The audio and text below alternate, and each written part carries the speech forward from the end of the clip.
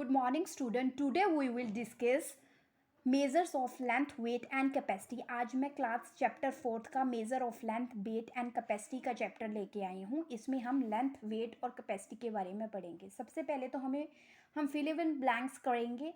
हमें कुछ चीज़ें पता होनी चाहिए, कुछ यूनिट्स के बारे में पता होना चाहिए कि उसको किस में मेज़र किया जाता है. तो फर्स्टली फिल ब्लैंक्स करेंगे. The height of a person is measured in dash and dash.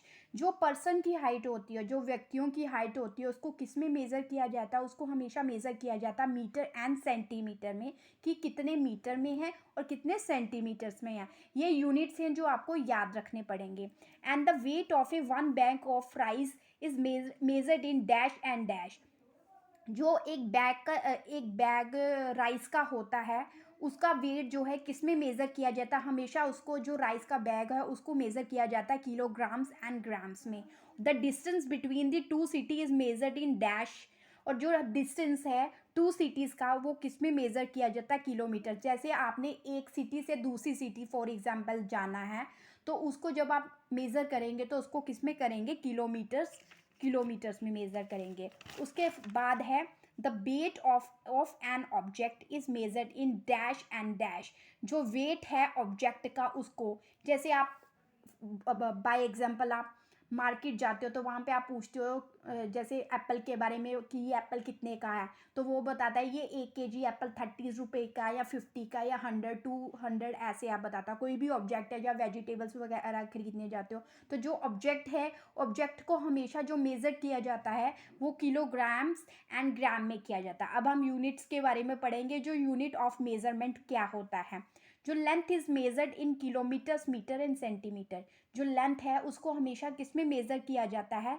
Kilometre में किया जाता है, मीटर में किया जाता है एंड सेंटीमीटर्स में. ये आपको याद रखना पड़ेगा कि जो लेंथ है उसको हम मेज़र करते हैं किलोमीटर, मीटर एंड सेंटीमीटर में.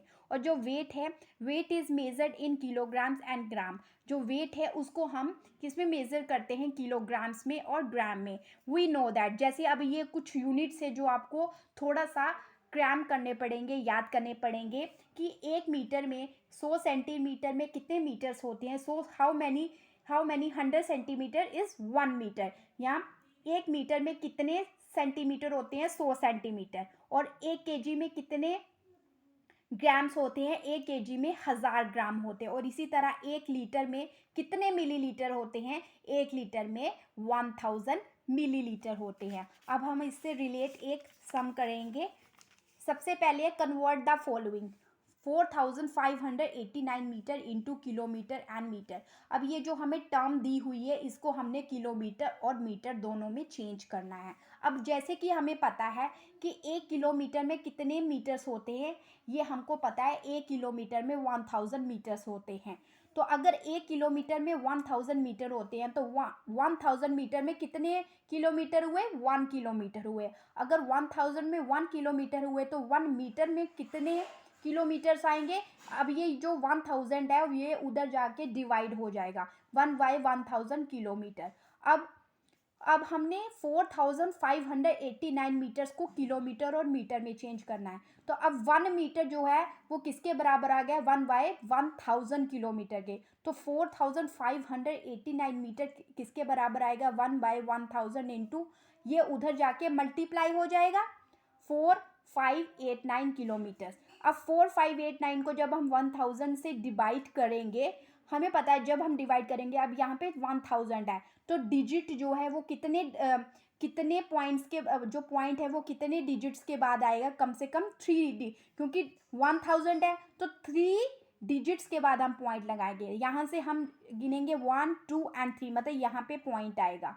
अब ये जो पॉइंट से पहले का नंबर है ये हमारा आ जाएगा किलोमीटर में, तो ये कन्वर्ट हो गया 4 किलोमीटर में. और जो पॉइंट के बाद वाले नंबर्स हैं 589, ये मीटर्स में कन्वर्ट हो जाएंगे. तो अब हमने इसको कन्वर्ट कर लिया कि 4589 मीटर कितने में, कितने किलोमीटर और मीटर में आया? 4 किलोमीटर 589 मीटर में. अब दूसरा सम है 2000 ग्राम. अब 2000 ग्राम को हम चेंज करेंगे. 2000 ग्राम को हाँ, अब हम 2000 ग्राम को चेंज करेंगे किलोग्राम में कि कितने किलोग्राम में आता है। वी नो दैट, अब हमें पता है कि 1 किलोग्राम में 1000 ग्राम होते हैं। ये हमको पता है, ये यूनिट हमको याद रखना पड़ेगा कि जो 1 किलोग्राम होता है उसमें कितने ग्राम होते हैं, 1000 ग्राम होते हैं। अगर 1 किलोग्राम में 1000 ग्राम होते हैं तो 1000 ग्राम में कितने आएंगे, 1 kg आएगा। अगर 1000 ग्राम में 1 kg आएगा तो 1 ग्राम में कितने आएंगे, अब ये 1000 है, ये उधर जाके डिवाइड हो जाएगा, 1/1000 kg आएगा।